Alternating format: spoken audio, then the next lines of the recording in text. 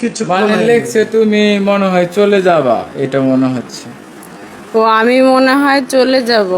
চলে গেলে আপনি আইসেন। যে কমেন্টটা করছে আমি যদি চলে যাই তাহলে আপনি মানে সে আইসেন। আমি সুন্দর কিনা সেটাও জানি না, সবই আল্লাহ পাকের হাতে।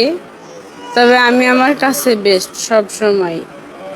আর আমার পরে যারা আগে যারা আছে তারাও সবসময় বেস্ট বেস্ট থাকবে। মায়া একটাই। সবাই মায়া। হ্যাঁ, উনিও আমাকে এই কথাই বলছে যে তোমার উপর আমার অনেক মায়া হয়। উনিও মায়াতেই আটকেছে হয়তো। আলম হাসানের ৫ নাম্বার বউ মুক্তা শর্মিলা আগে যে বিয়ে করেছিল তাদের থেকে অনেক বেশি সুন্দরী। নিজেকে অনেক বেশি সুন্দরী দাবি করছেন আলম হাসানের ৫ নাম্বার বউ।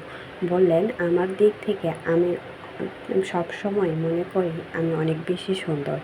আমি প্রাউডলি বলতে পারবো আমি নিজেকে অনেক বেশি সুন্দর মনে করি। আমার দিকে মায়া করে আলম হাসান আমাকে বিয়ে করেছে। আলম হাসানের ৫ নাম্বার বউকে নাকি আলম হাসান মায়া করে বিয়ে করেছে। তার নাকি মায়াবী চেহারা, আর সেই চেহারার জালে আটকে পড়ে গিয়েছে আলম হাসান।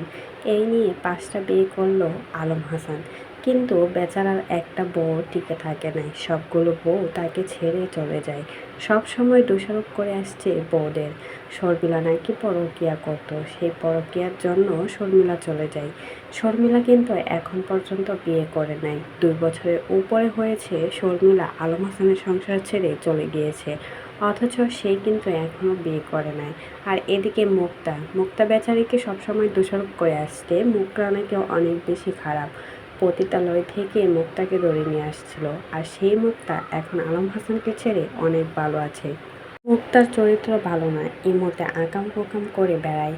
তাই তো মুক্তাকে ডিভোর্স দিয়ে আলম হাসান এখন ৫ নাম্বার বিয়ে করেছেন, যা